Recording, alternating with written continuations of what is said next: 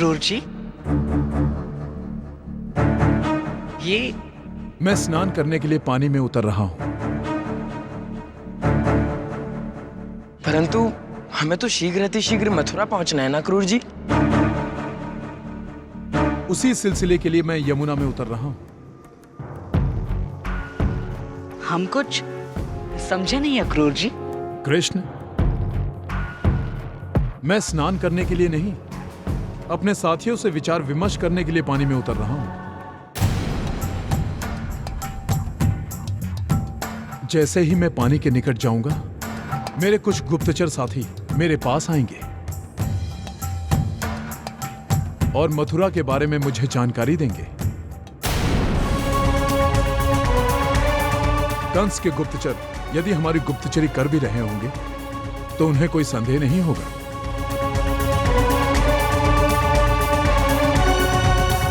मैं अभी गया और अभी आया। गाड़ी मान।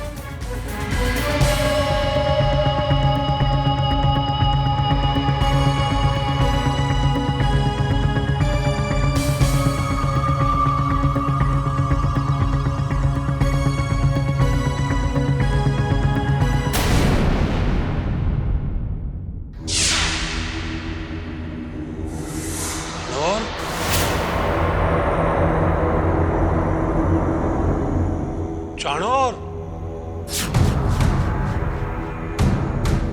चाणोर, चाणोर, चाणोर, चाणोर,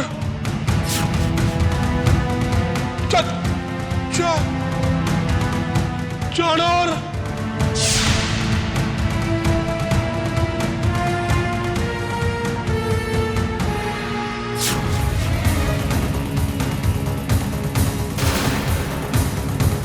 महाराज, आप इतने भयभीत क्यों हैं?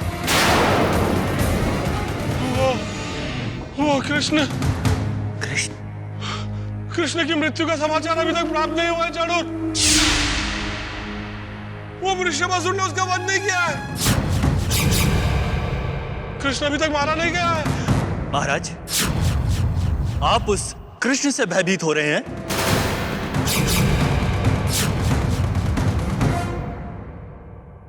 हाँ चाणूर,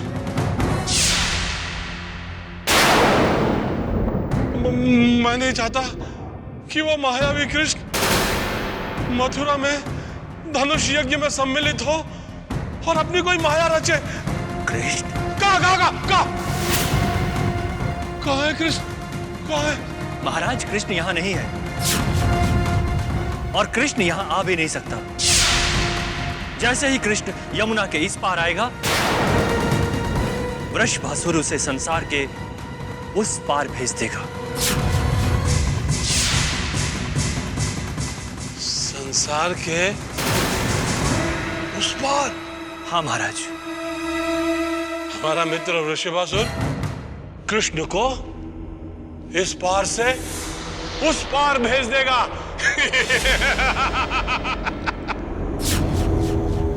क्या हुआ महाराज?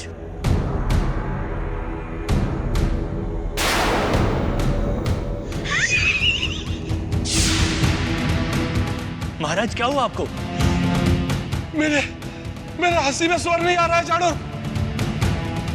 तुम हंसो। मैं? हंसो। परंतु महाराज, मैं आपके सामने। हंसो कहा ना।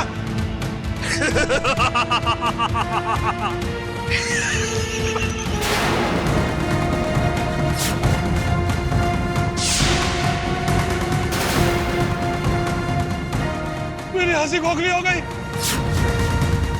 मैं हंस नहीं पा रहा हूं। कृष्ण, कृष्ण, नहीं, नहीं। राव भैया,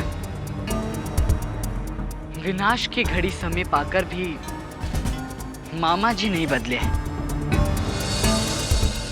अब भी वो स्वप्न के जगत में ही खोए हुए हैं। छोटे, पहले तुम अक्रूर जी को तो स्वप्न से जगाओ।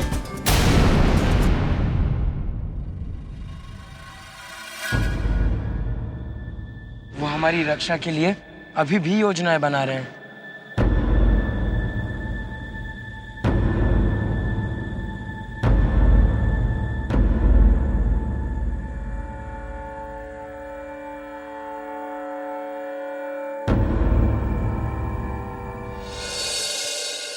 कृष्ण, बलराम,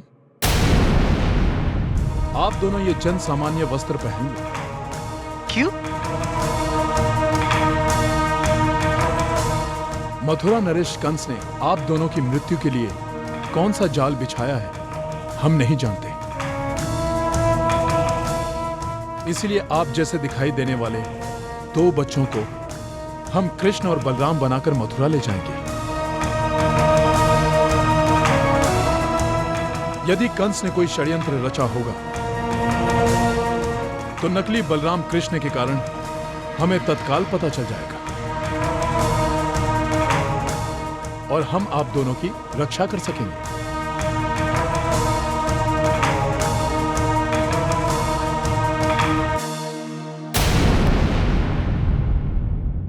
अहंकार के कारण अक्रूर जी भ्रमित हुए दाऊ भैया।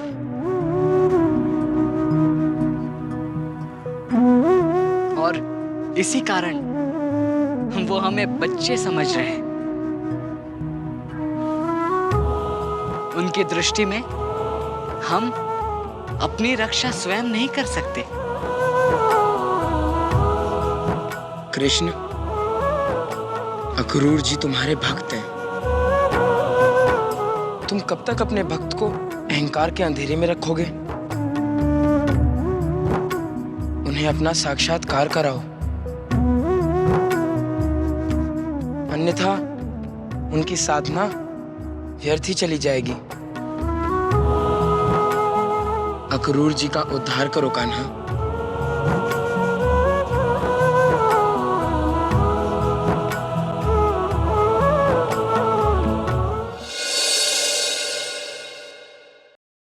यदि कृष्ण तुम्हारा ही अवतार है तो वो भी निर्मोही की भांति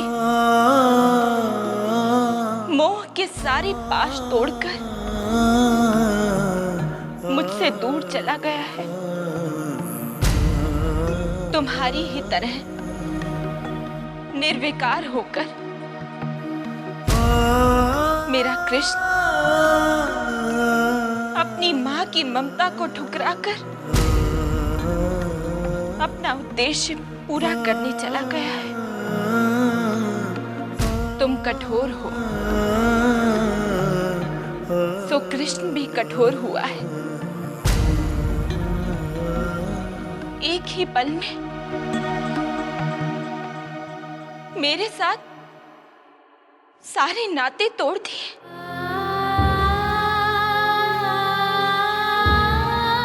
बस चला गया।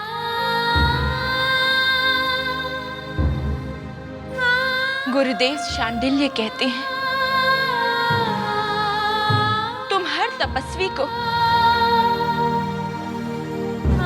उसकी तपस्या का फल देते हो। मैंने 12 साल कृष्ण का पालन पोषण किया, परंतु तुमने मुझे मेरी तपस्या का फल नहीं दिया। क्या मेरे पुत्र का मुझसे दूर चले जाना मेरी तपस्या का फल है? यदि ऐसा है प्रभु, तो मेरी आपसे प्रार्थना है, उसकी तपस्या का ऐसा फल मत देना, क्योंकि हर माँ एक तपस्विनी होती है। अपना सारा जीवन अपने बच्चों को समर्पित कर देती है।